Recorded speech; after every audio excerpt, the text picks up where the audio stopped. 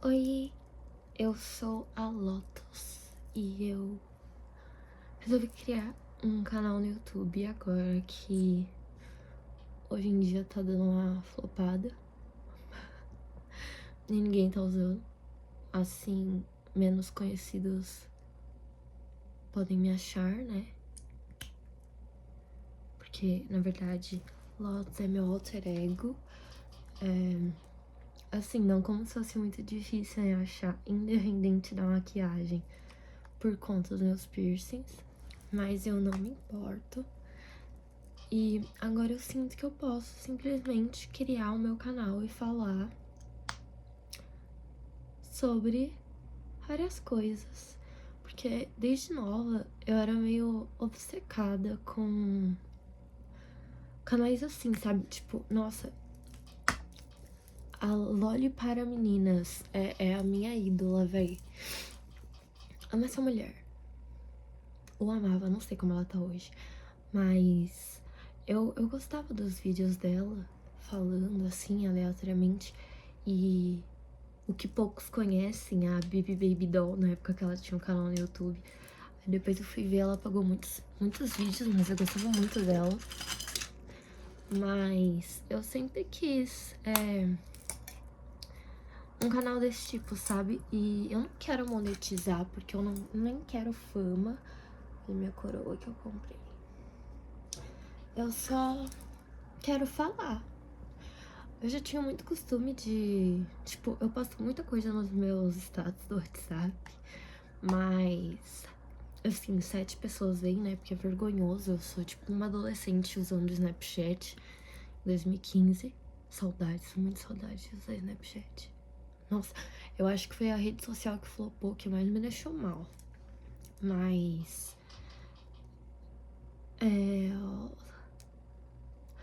Eu gravava, tipo, vídeos muito longos e acabavam não cabendo, né, nos status. Então, eu gravava vídeos de 30 minutos, 40 minutos falando sozinha e depois eu apagava.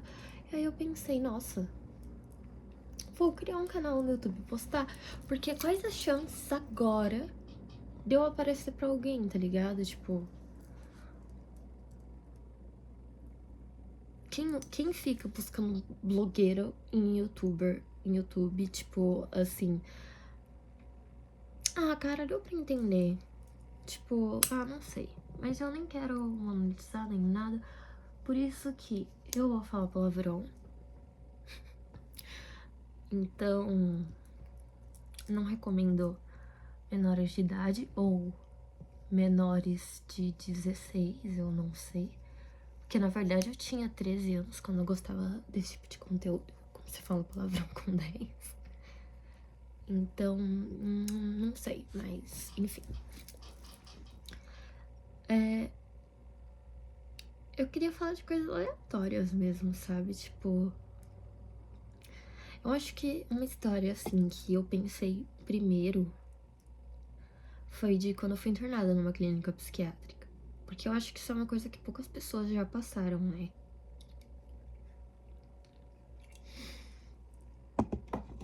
Além de ter clínicas e clínicas. Você um pouco... Porque eu tinha escrito um diário durante a minha internação. Eu até tentei achar ele, mas eu não sei onde ele tá, mas eu anotava, tipo, coisas em tópicos, sabe? Era, tipo, pra eu não esquecer. Só que a forma que eu escrevia com naturalidade as coisas, os absurdos que aconteciam, tipo, que os próprios profissionais faziam, é um grande exemplo de como eles mexem com a nossa cabeça. Então, quero contar. Então, não vou falar nomes, inclusive nem das pessoas, eu vou inventar nomes pra elas. Mas, bom, então eu não vou falar clínica porque quando as pessoas tentam processar, assim, já vou dar até um spoilerzinho, eles entopem a gente de antipsicótico pra colocar em laudo. pra gente também ficar meio dopado, né? Não saber exatamente dizer o que tá acontecendo. E se alguém tem que entrar com processo, eles mostram um laudo e falam que a gente tava louco. Então,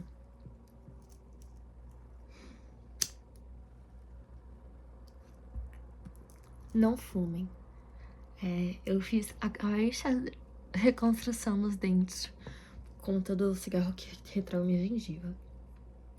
Isso era um ponto da clínica que era permitido fumar e muita gente escolhia ir pra lá apenas por isso. Eu tinha acabado de completar 18 anos. Foi em 2023. E não vou contar motivos, assim, explicados, mas eu fui internada. Dois meses depois de eu fazer 18 anos. Eu fiquei lá por 90 dias pesado, sabe? 90 exatamente, não 3 meses, foram 90 dias. Mas, assim, histórias que ultrapassam o imaginável. Primeiramente, assim, de explicação de termos lá, né? Lá existem 2 classificações, que são para pessoas que estão lá por transtorno mental, que é TM, abreviação de transtorno mental, e DQ, que é a abreviação de dependente químico. Só que ficava todo mundo junto, era só as atividades que eram diferentes às vezes. E tinham 3 níveis pra você subir, que aí era o 1, o 2 e o 3. E aí, pra que serve esses níveis, ninguém sabe, porque tinha gente que saía no 1, tinha gente que tava no 3 há meses, ainda continuava lá. Mas eu fui lá como TM, né? E assim que a gente chega, um nominho bem importante. CEP. A gente vai direto pro CEP, que é a abreviação de Serviço Emergencial Psiquiátrico. Todo mundo que chega vai passar pelo CEP antes. E a gente fica lá durante o tempo de chegada até o psicólogo que vai assumir a gente, que a gente chama de psicólogo de referência, vai conversar com a gente e aí eles liberam. E também psiquiatra de referência também, então tem vários. Eu tive um problema na parte dos psicólogos, porque quando eu entrei era uma, e aí logo depois ela saiu, aí uma antiga funcionária foi lá, ela foi tipo a melhor psicóloga que eu tive na minha vida. Eu parei de contar quantos psicólogos eu fui quando passou de 10, tá? E foi essa psicóloga substituta ali da clínica que foi a melhor da minha vida. Mas depois ficou uma, tipo, foi pouco tempo, mas teve essa mudança aí veio outra e ela ficou. Que essa mulher era louca. Enfim, eu cheguei. Primeiro, quando a gente entra, a gente assina as papeladas. Eu já tinha 18 anos, então eu tava lá, né, como uma pessoa que podia assinar os documentos em meu nome.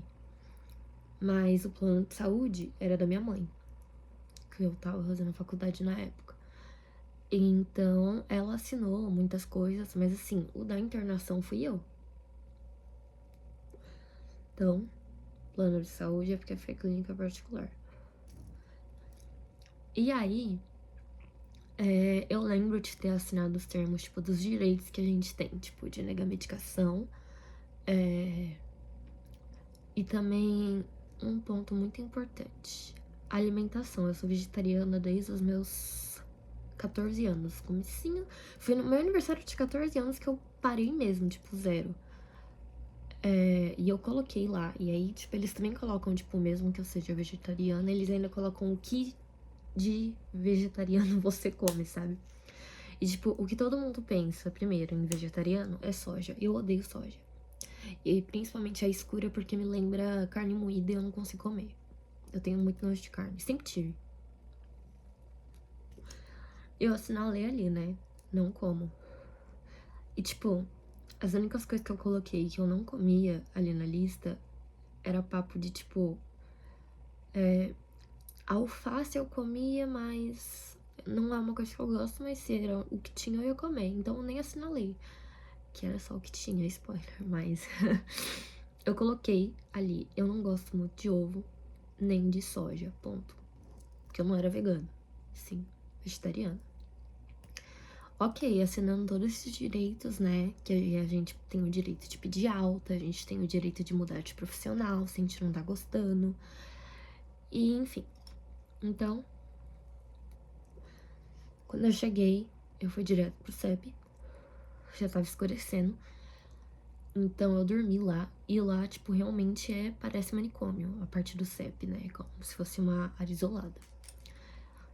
E aí, eu lembro que eu não sabia muito bem, né, o que eu tava fazendo e, tipo, quais eram as regras, não me explicaram porra nenhuma lá.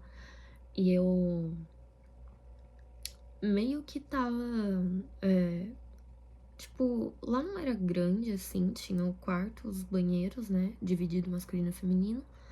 Tinha a recepção, só que lá era a parte de baixo e, tipo, ficava do lado do dormitório masculino, que era na parte de baixo.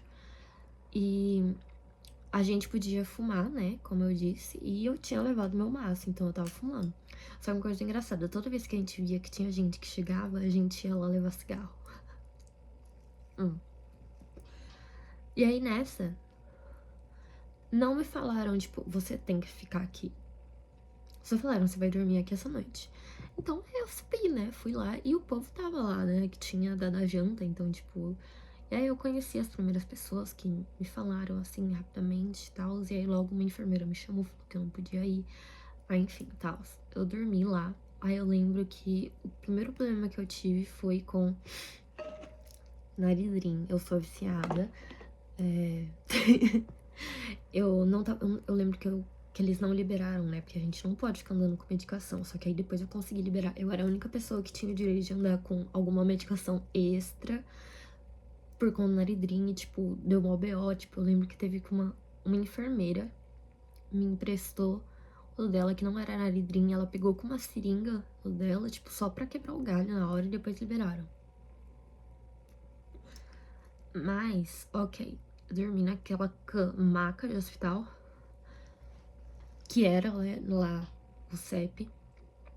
E tem as revistas, né? Tipo, quando você entra, você tem que ficar pelado. Aí eles mandam você agachar e tossir 3 vezes. Pra ver se cai alguma coisa de algum dos seus orifícios, né? E também, tipo, vale ressaltar que nada tem trinca também e tal. Então, até o primeiro banho que eu tomei lá, não podia trancar a porta. Cagar naquele lugar não era, assim, uma experiência que eu tava pronta. Inclusive, foi o primeiro problema que eu tive. Eu fiquei 12 dias sem cagar. 12 dias, exato. E aí foi quando eu criei amizade com esse enfermeiro que eu fui falar, né? Que eu falei, tipo, cara, eu tô sem cagar. E aí toda vez ele vinha e me perguntava: há quanto tempo você tá sem cagar? Era engraçado. Ele era o único enfermeiro humanizado lá dentro. Mas enfim.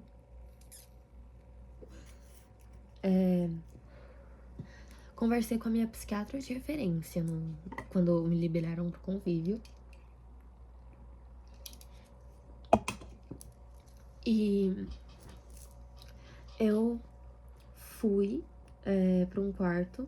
E eu tinha uma colega de quarto, que eu vou chamar de Rosa, porque ela era delicada. E ela era mais velha do que eu, ela tinha acho que 50 anos, em torno de 40 a 50 anos. E ela tinha umas questões ali da vida dela e, tipo, a gente criou uma amizade até, sabe? Tipo, porque ela desabafava comigo, aí eu ajudava ela, aí ela desabafava comigo. Tanto é que quando eu tinha algum problema e tal, ela chamava alguém que eu tinha amizade pra ir lá no quarto conversar comigo, sabe? Quando eu não queria sair. Mas tinha horário pra tudo. E o primeiro problema que eu enfrentei foi a alimentação. Me apresentaram tudo e, tipo, ao longo do tempo que você vai ficando lá, eles começam, né, os pacientes começam a te dar dicas de sobrevivência, sabe? Tipo, o negócio é loucura. Porque, assim, No 14º dia, eu lembro disso porque tá escrito no diário, tem, tipo, seguranças que ficam lá, né, vigiando, porque depois que dá 9 horas, ninguém pode sair do quarto. E, inclusive, uma coisa, assim, doideira que eu descobri é que... Porque, bom, eu tenho insônia severa, tomo muito remédio pra dormir. E eles falam que só podem revistar o quarto, né? Isso tá até nas coisas que a gente assina. Que eles só podem entrar no nosso quarto, revistar, fazer qualquer coisa com a gente presente lá. Só que nessa de eu não conseguir dormir, eu já vi enfermeiros entrando no quarto enquanto a gente deveria estar dormindo. Não sabia a que horas eram, então... Mas acho que devia ser de madrugada. E eu já vi, e eu vi eles mexendo em alguma coisa que fica... Que é na nossa fichinha que fica na parte da cama. Foi o que eu consegui ouvir, né? Porque eu não podia abrir os olhos e olhar. Mas foi o que eu consegui detectar de movimentação. Então, no 14º dia foi quando os seguranças basicamente pegaram um menino que tinha histórico de sonambulismo e ele estava tendo um episódio de sonambulismo e ele saiu do quarto. Tentaram mandar ele de volta, né? Só que ele estava sonâmbulo. E aí nessa, 3 seguranças foram pra cima do cara e quebraram o braço dele. Literalmente. E assim, lá a gente tem direito a fazer uma ligação por semana de 20 minutos, eu acho, ou 15. E tem dia de visita presencial. Mas eu lembro que ele ia ter ligação nesse dia, porque foi na noite, aí no dia ele teria a ligação. Então, basicamente, o que eles fizeram? Eles mandaram o menino pro hospital sem avisar ninguém da família. E logo depois, que seria o dia dele da ligação, proibiram ele.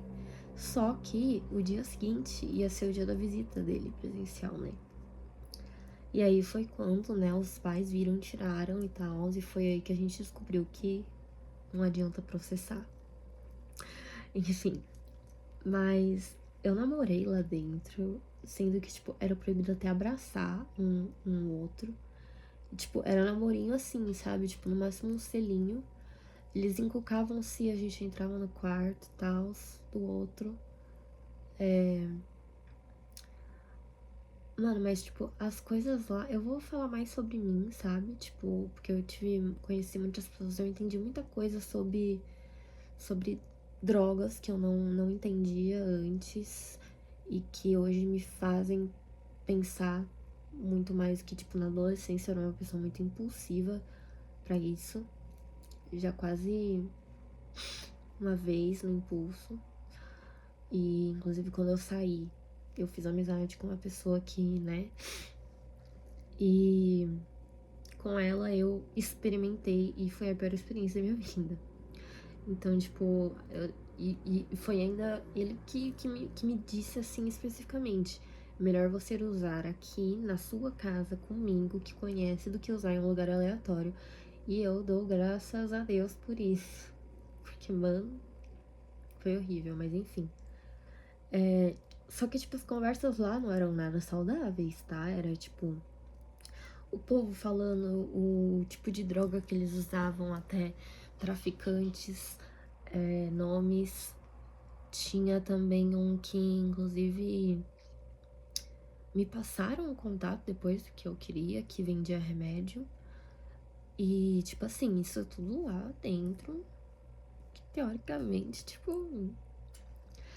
E até na questão de quem era TM, falava muito sobre tentativa e até métodos que deram errado, que quase deram certo.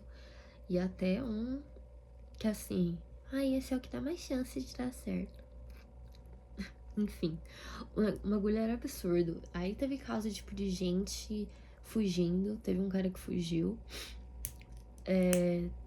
teve uma mulher que foi internada, tipo, por um mal entendido, sabe? E aí ela literalmente arrumava as malas dela e ia até o portão tentar sair. Só que aí depois liberaram ela de verdade. E eu fiquei sem comer. Porque o que tinha? Eu não gosto de arroz e feijão. Só gosto do feijão preto.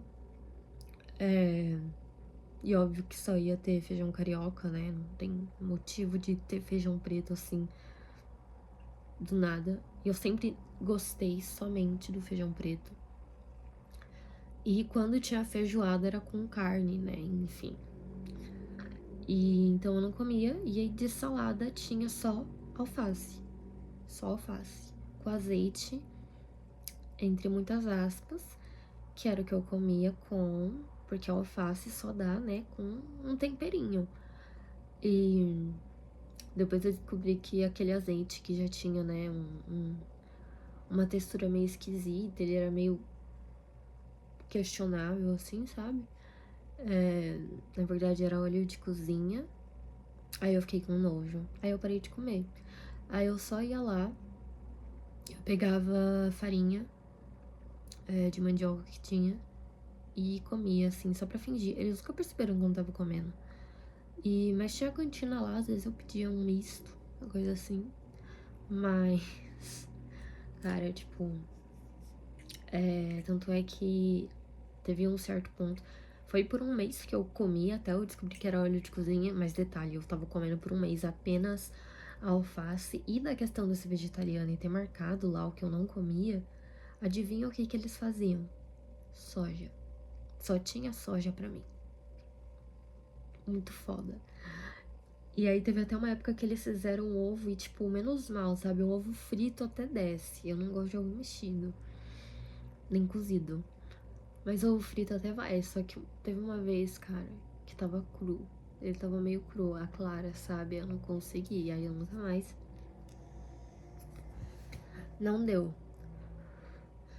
Então, eu até avisei a minha psiquiatra de referência. Eu taco praga nessa mulher toda noite e até hoje. Porque, basicamente, eles falavam, né, que a gente tem o direito de pedir pra mudar de profissional. E eu pedi, porque ela focava em coisas que não tinha sentido. E ela me passava remédios que não tinham sentido, mesmo que eu avisasse. E foi aí que eu descobri que esse direito de negar medicação era apenas um papel, porque se você negasse, às vezes eles nem avisavam que eles passavam de novo. Aí eram os enfermeiros que na hora de passar os remédios nomeavam, né, quais eram os nomes. E foi assim que eu descobri que quem negava começava a ter o que chama de medicação assistida, né? Tudo que você deixa de fazer, e aí eles começam a te obrigar, é assistido. Então, tipo, eles percebem que você não tá tomando banho, banho assistido. Fica alguém na porta do banheiro. Se você não tá comendo, comida assistida. Só que eu não passei por isso, porque ninguém percebeu. E medicação assistida. Você tem que basicamente tomar um remédio num lugar lá no CEP. E, enfim, eles ficavam lá, pediam pra mexer a boca inteira. Se duvidar, eles até, sei lá, olhavam dentro da tua goela. Enfim. E quando eu pedi pra trocar de profissional, falaram: ah, mas isso você tem que ver com ela. Eu pensei, mas que tipo de coisa é essa? Tipo, eu tenho que pedir permissão pra minha psiquiatra pra eu mudar de psiquiatra? E aí ela basicamente me respondeu: não, eu não quero te trocar. Eu acho que a gente tá tendo um bom avanço. E eu falei: mas eu tô falando que eu quero trocar. Ela falou: mas eu não quero. Tal quanto psicólogo, porque, bom, a minha psicóloga uma vez surtou comigo. Eu ia fazer uma pergunta pra ela. Tava lá no corredor, assim, que era o corredor do dormitório das meninas, que era na parte de cima. E tinha, né, lá no final, a sala da equipe terapêutica. Então eu fui lá, né, vi que a minha psicóloga tava indo pra lá, eu fui lá. E eu tava com outras pessoas que também estavam querendo ir falar com os psicólogos. E aí eu fui falar e falei: eu preciso conversar com você. E aí ela falou, ela gritou comigo no corredor, com um monte de gente, assim. E, tipo, era na pausa do almoço. E, ou seja, muita gente tava lá. E aí, do nada, ela meteu um pra mim. Eu não quero conversar com você, você é uma manipuladora.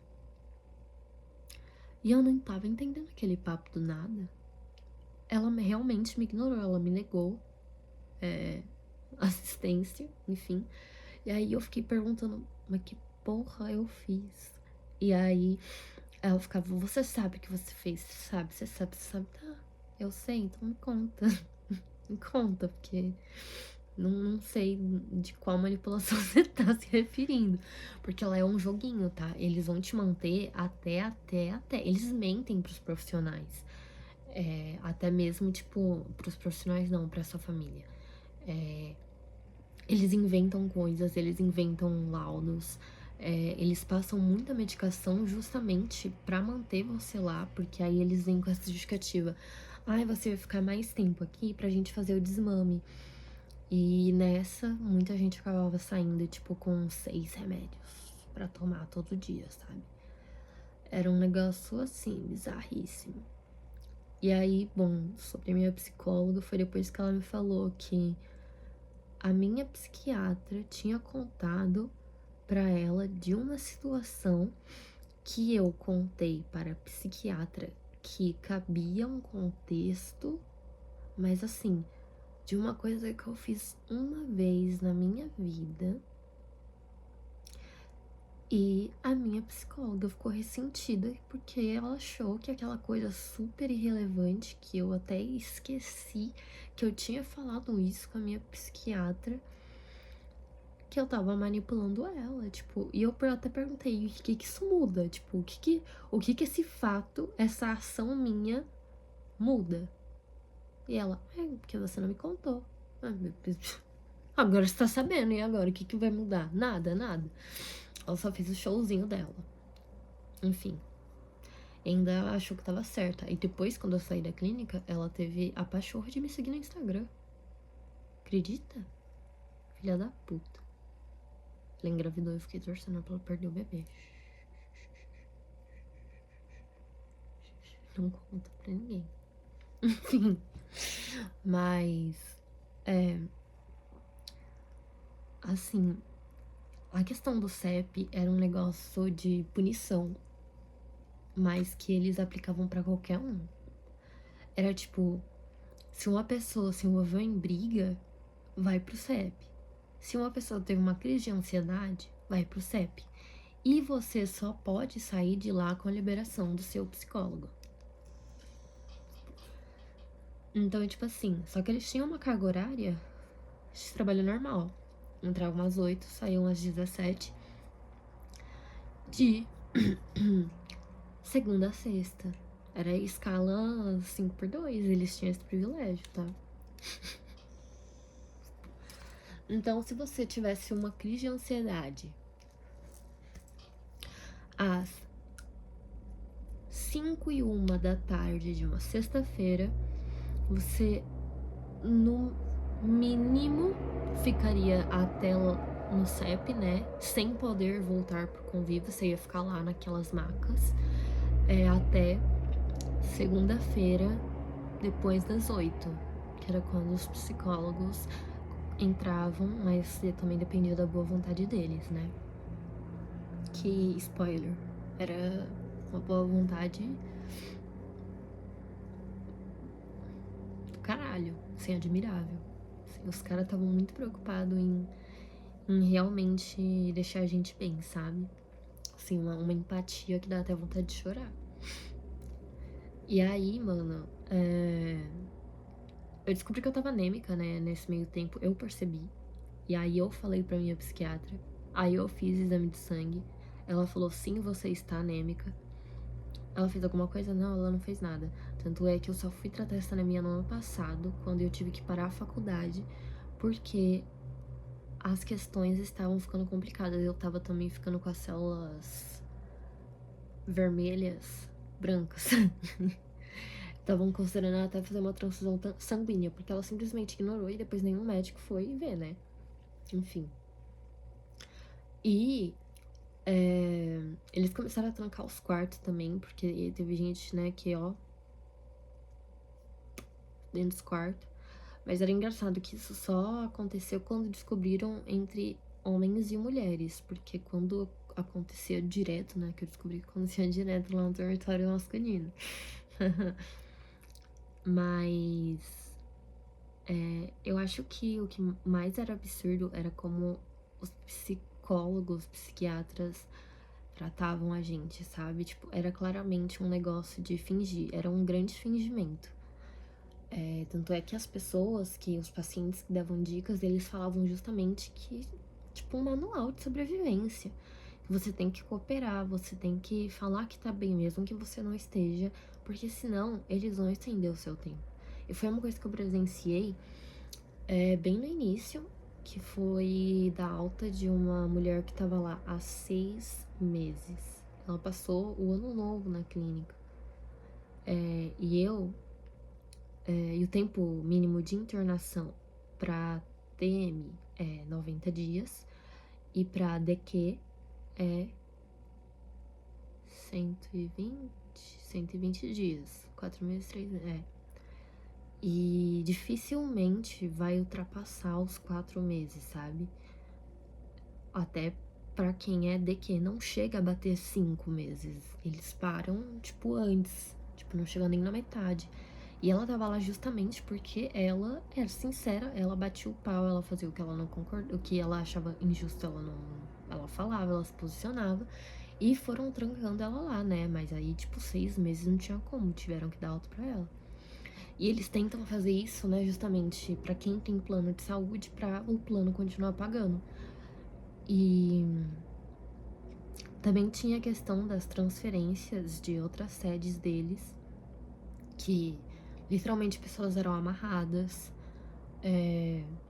que em uma delas, que era só para homens, tinha assim uns negócios absurdos, umas histórias tenebrosas dos caras que, assim, do que eu sei, que falaram exatamente porque teve gente que veio de lá, é que assim, do nada, os seguranças não serviam pra porra nenhuma.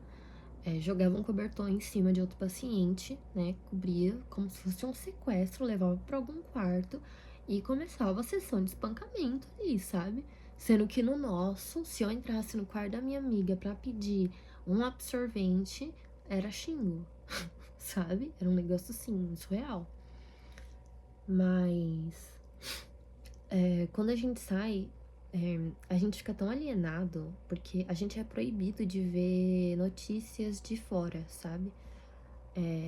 A gente também é proibido de ficar com o controle remoto da TV dentro do quarto. Ali a gente fazia um esquema de tráfico de controle. A gente passava pela varanda e tal. Cigarro tinha horário, porque a gente não podia ter isqueiro, eram os profissionais lá que andavam com os isqueiros. E a gente sempre tentava, né? Era sempre um que sacrificava um cigarro para manter a brasa acesa. Aí deixava o cigarro ali pra gente conseguir fumar antes. Mas a gente era tratado como animal. E quando a gente saía, isso foi uma coisa que aconteceu não só comigo, mas com muita gente que eu conheci, do quanto é difícil se reabilitar aqui fora, sabe? Era um negócio muito estranho, era uma sensação esquisitaça. E, inclusive, o tratamento era tão bosta que eu conheci muita gente lá que, assim, super da hora. A gente tinha planos pra sair quando, né, tipo, quando todos saíssem, a gente ia sair juntos. E essas pessoas se foram por conta dos traumas que aconteceram lá, né? Pessoas, principalmente TM, mas pessoas DQ também já foram, porque quando voltaram pro vício pesado e às vezes até com coisas mais fortes. Inclusive teve um caso de uma mulher que tava lá por uma droga e deram pra ela um remédio, um benzo, não vou especificar, lá que ela tomava. que assim, eles passavam benzo pra qualquer um pra dormir, sabe? Era remédio padrão. Todo mundo recebe medicação pra dormir. E aí eles vão e passam logo uma tarja preta mesmo. E deram pra ela, ela tomava direto. E a gente também tem o que chamam de SOS, que tem um fator engraçado. Eu sempre suspeitei que o SOS faria isso apareceria, tipo, no nosso laudo, sabe? Tipo, ficaria escrito ali como um agravante pra gente não ser liberado no tempo certo. Sempre diziam que não. Os psicólogos, os psiquiatras diziam que não. E eu não lembro como, mas foi numa pergunta pra alguém que tinha uma escala maior lá, que quase nunca aparecia, que falou que sim, quanto que a gente tinha o direito de pedir um por dia. E se você pedia com muitas vezes, isso ia aumentando o teu tempo de internação. Por isso que desde o início eu surtava no meu quarto sozinha. Eu sempre tive medo de pedir o SOS. Mas e essa mulher saiu, né? Que eu comecei, eu não lembro se eu terminei de falar, eu tenho memória de peixe. Ela entrou com vício e saiu, e depois ela teve que voltar praticamente catatônica por conta dessa medicação que deram. Porque aí ela se viciou na medicação. Então, tipo, o negócio era muito louco e eu tive muitos problemas com a minha mãe depois disso, porque eu falava pra minha mãe o que tava acontecendo. Só que antes disso, os próprios profissionais lá de dentro falavam sobre como a gente tava, que era tudo mentira, era tudo manipulado, né, pra achar que a gente tava endoidando.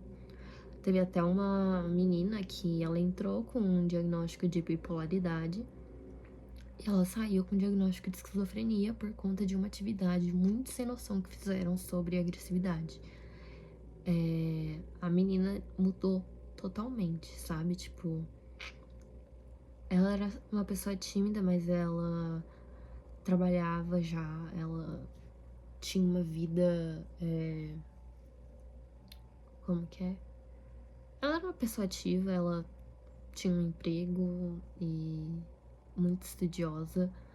Ela só tinha um pouquinho mais de. Ela só era um pouquinho infantil no jeito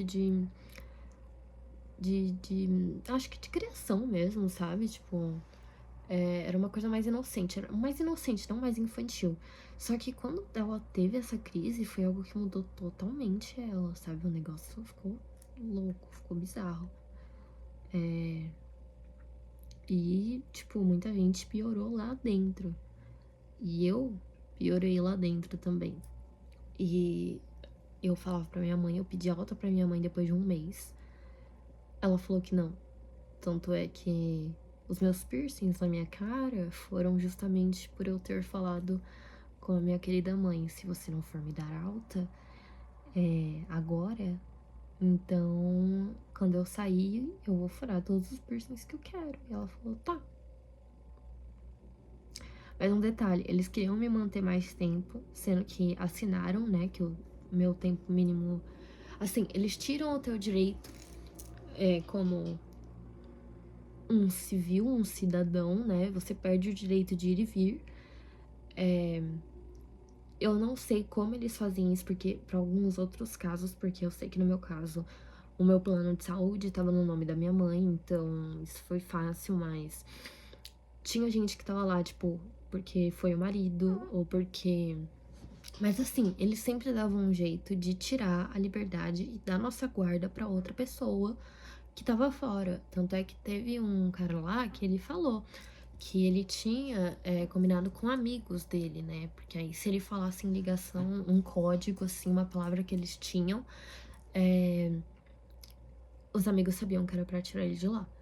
Porque se a gente fala, porque foi o meu caso, eu tentei falar, sabe?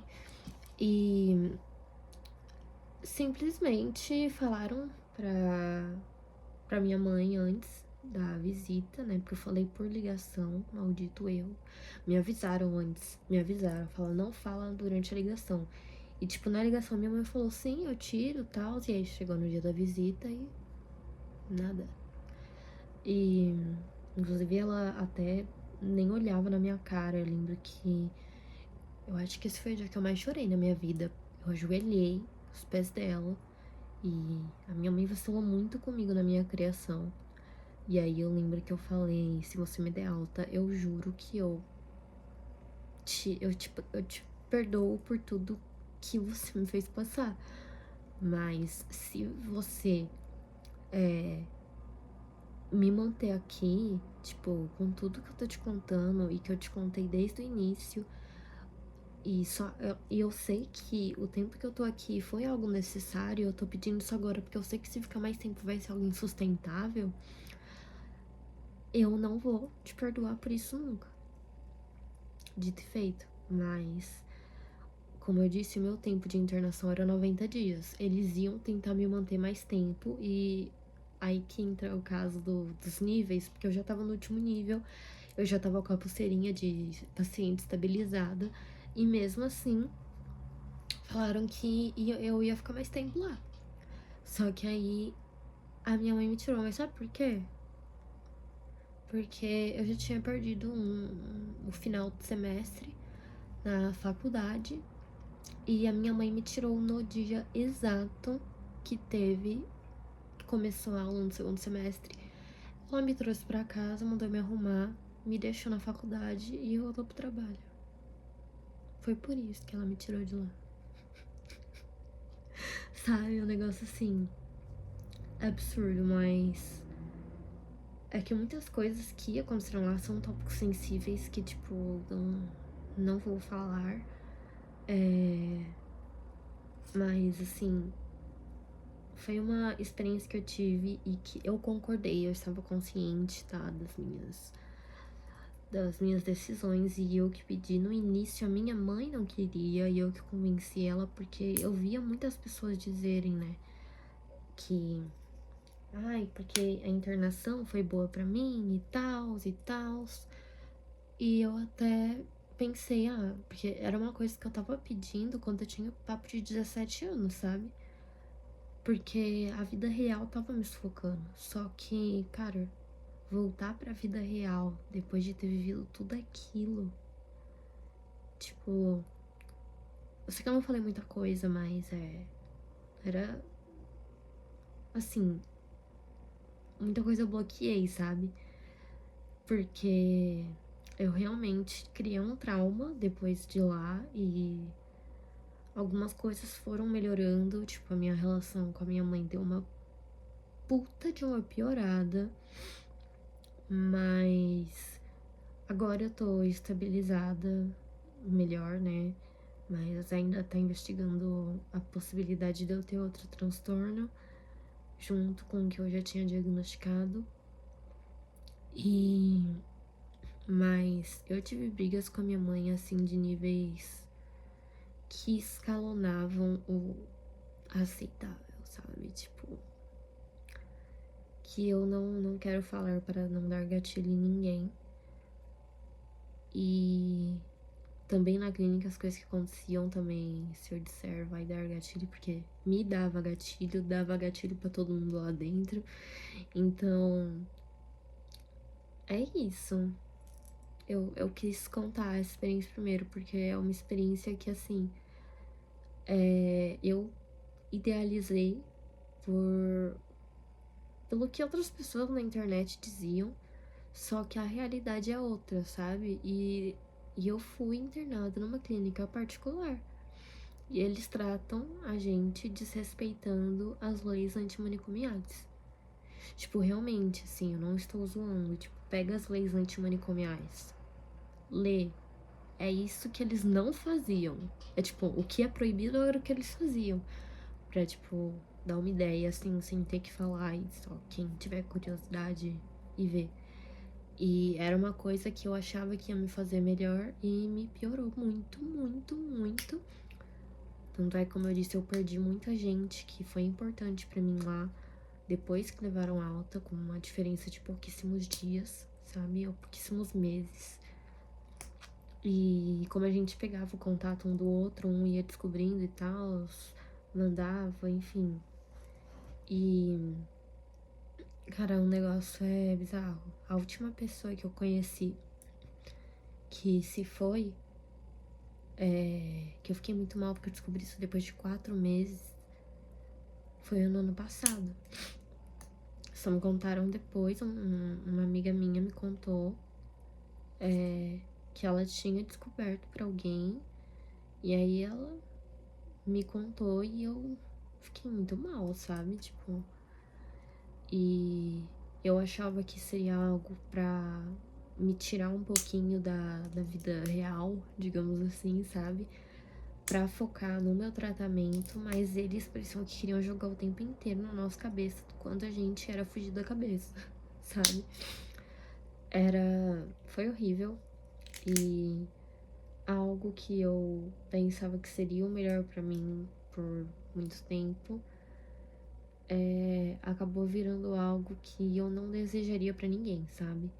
E eu sei que muita gente hoje em dia aceita ser internado, porque, bom, eu já tive uma fase da minha vida, no ano passado, inclusive, que eu falei que eu queria ser internada de novo, porque lá dentro, realmente, eles fazem de tudo pra que você não tenha métodos para, sabe? Tipo, cadarço, eles tiram todos os cadarços dos nossos tênis. Teve gente até que teve BO, porque algumas cordinhas não saem de algumas roupas e era considerado grande demais, tipo, daria pra enrolar o pescoço. E era, tipo, coisa de marca. Teve uma pessoa que era de um tênis da Gucci e cortaram. Eles não avisam, sabe? Tipo, eles só cortam e te mandam tudo cortado, sabe? Mas, enfim, se você conhece alguém que tá cogitando uma internação, assim, pensa direito. Eu não desejaria isso pra ninguém. Tipo, tem outras formas, sabe? Tira um tempo e fica com essa pessoa pra você vigiar ela, sabe? Mas não coloque ela numa clínica. Os profissionais não são profissionais, tanto é que muitos lá estavam fazendo estágio, né? Era recém-formado, era primeiro emprego. Então, eles administram remédios de forma incorreta, tipo, o antipsicótico que eu tomava desnecessariamente. Ele tem efeito colateral de engordar. Eu engordei 20 quilos. Quando eu parei de tomar, em uma semana eu perdi 10 quilos, porque era puramente por conta dele. E lá a gente não tem acesso às bulas, né? Então, tipo. E até a minha colega de quarto lá, ela teve problema com medicação que ela negou. Enfim, eu que falei pra ela um jeito melhor pra esconder na boca, e aí ela chegava no quarto sempre, depois de ter a medicação assistida, jogava na privada, dava descarga. E se você conhece alguém que tá internado e que tá pedindo alta, cara, dê a alta. Porque a pessoa não vai falar isso enquanto ela não estiver esgotada.